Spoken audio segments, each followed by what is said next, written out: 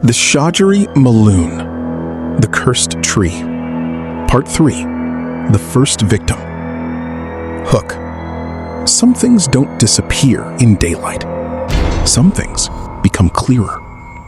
Zayan thought the morning would make everything feel normal again. He was wrong. Chapter 5. The First Morning. The Fajr Azan pulled Kala Pur out of the darkness. But Zayan had a feeling this village never really slept.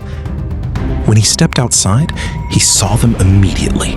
The women of the village, standing in their doorways, arms crossed over their chests, eyes fixed on something in the distance. All of them facing the same direction. No conversation, no crying, no sound of any kind. Just silence and eyes. All pointed toward the tree. Baba Hayat stood outside the mosque, speaking in low tones to an elderly woman. When the old man noticed Zayan approaching, the woman went instantly quiet, like someone had reached over and switched her off. "What happened?" Zayan asked. Baba Hayat drew a long, slow breath. "Little Mariam didn't come home," he said. "Not last night. Not at all." Chapter 6. Mariam. She was 7 years old. Zayan's pen stopped moving. "Which tree?" he asked quietly, even though he already knew the answer. The woman looked at him, and for the first time, Zayan saw it. That specific thing that lived behind the eyes of everyone in Kala Pur. The thing that only appears in people who have lived alongside a particular terror for so long that the terror stops being an event and becomes a condition, a permanent weather system behind the pupils. "That tree," she said. "The one no one is allowed to go near." Chapter 7. First Sight. The villagers tried to stop him. Baba Hayat tried. A young man named Salim, who seemed to have appointed himself as the village's unofficial muscle, tried. An elderly woman who spoke only Pashto tried. And while Zayan couldn't understand her words, her tone translated perfectly across every language barrier. "Do not go there." But Zayan was a journalist. And journalists go exactly where they're told not to. He went alone, straight toward the eastern edge of the village, past the last row of mud brick houses, past a broken stone wall covered in something dark that he told himself was moss, past a dry riverbed that looked like it hadn't carried water in years, or like something had frightened the water away. And then he saw it. He stopped walking. He hadn't expected it to be beautiful. The SHAJAR-E-MALOON stood at the edge of a small clearing, roughly 200 meters from the last house in the village. It was enormous. The kind of tree that makes you instantly recalculate your sense of scale, the way ancient cathedrals do. Its trunk was easily 6 feet in diameter, bark twisted into patterns that looked almost deliberate, almost like script.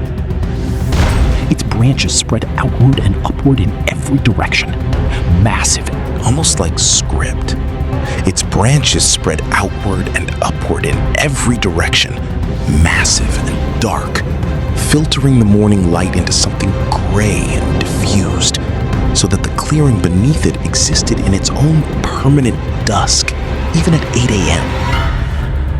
The roots were what hit him first. They didn't just sit on top of the ground the way normal roots do. They moved through the earth the way veins move through skin. Purposeful, organic, reaching. They extended outward from the base of the trunk in every direction, some as thick as Zayan's torso, disappearing into the soil 30, 40 feet away. The ground around the tree was raised and buckled where the roots pushed against it from beneath. Like something enormous, breathing underground. Zion stood at the edge of the clearing and stared. He was a rational man. He had a journalism degree from a good university. He had covered wars, floods, political scandals, and corruption cases that had put men in prison. He did not believe in cursed trees. But standing at the edge of that clearing, looking at the Shajar-E-Maloon in the gray morning light, he understood. On some level below language, below logic, below everything his education had built in him, that this tree was not normal. It wasn't the size. It wasn't the roots. It was the silence around it. Not the regular silence of a remote mountain village. Something else. Something active. The silence of a place where birds have decided, collectively and permanently, never to land. Where insects have chosen not to exist. Where even the wind seemed to route itself around the clearing, as if unwilling to pass through. Zion raised his camera. He took 3 photographs. On the 3rd photograph, he didn't notice it until later, when he reviewed the images on his laptop that night. There was something in the branches. Not a bird. Not a shape he could name. Just a darkness. Slightly darker than the surrounding darkness. Roughly the size and shape of a person. Chapter 8. What Salim Told Him. Salim found him on the walk back. He was 26, broad-shouldered, with the kind of face that had stopped being young before its time. He fell into step beside Zion without asking permission and said nothing for almost a full minute. Then, "You saw it." "I saw the tree," Zion said. "No." Salim's jaw tightened. "You saw it. I can tell. Everyone who sees it for the first time gets that same look after." "What look?" "Like you're trying to remember how to breathe normally." Zion didn't answer that. They walked in silence for a moment. Then Zion asked, "Mariam, did she go near the tree?"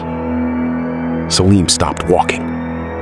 When he turned to look at Zion, there was something raw in his expression.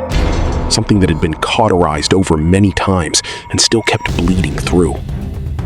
"My younger brother," Salim said. 3 years ago. He was 11.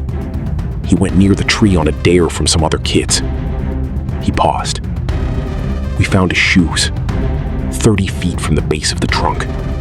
Both of them, side by side, like he'd stopped and taken them off before." He didn't finish the sentence. He didn't need to. "Before what?" Zion asked anyway, because that was his job. Salim looked at him with something that wasn't quite anger and wasn't quite grief. Some third emotion that Kala Pur seemed to... Chapter 9. The Notebook Entry. That night, Zion sat at the small wooden desk in his room at the back of the mosque and opened his laptop. He uploaded the photographs. The first 2 were exactly what he expected. Wide shots of an enormous, ancient tree in a mountain clearing. Striking, atmospheric, publishable. The 3rd photograph made him close the laptop. He sat in the dark for a long time. Then he opened his notebook and wrote, Day 2, Kala Pur. 1 child missing. 22 total, per Baba Hayat. Government file says 17. The tree is real, larger than any tree species I can identify. Photographs show possible figure in upper branches. Will need enhancement. Rational explanation? Mass hysteria, isolation, generational trauma creating mythology around disappearances that may have mundane causes. Problem with rational explanation? I stood at the edge of that clearing for 11 minutes. In 11 minutes, I did not hear a single bird. I did not see a single insect. The wind moved around the clearing, not through it, around it. And And for approximately 3 of those 11 minutes, I had the overwhelming, physical, impossible to dismiss sensation that something in that tree was looking back at me. Not the tree. Something in the tree. Second problem with the rational explanation. The photograph. He stopped writing. He looked at the window.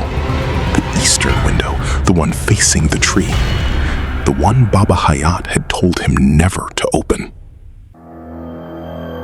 It was closed. He had made sure of it before sitting down. But now, in the gap between the window frame and the sill, thin as a fingernail, barely there, he could see something. Not light. The opposite of light. A darkness slightly darker than the surrounding dark, positioned at the window with the patient stillness of something that had been standing there for quite some time. Waiting. Zion did not move. He sat completely still, pen in hand, and looked at that thin line of deeper darkness, and it looked back at him. And the silence between them was the loudest thing he had ever heard. After exactly 40 seconds, the same 40 seconds as the night before, he realized it was gone. He picked up his pen. He added one final line to his notebook entry. It knows my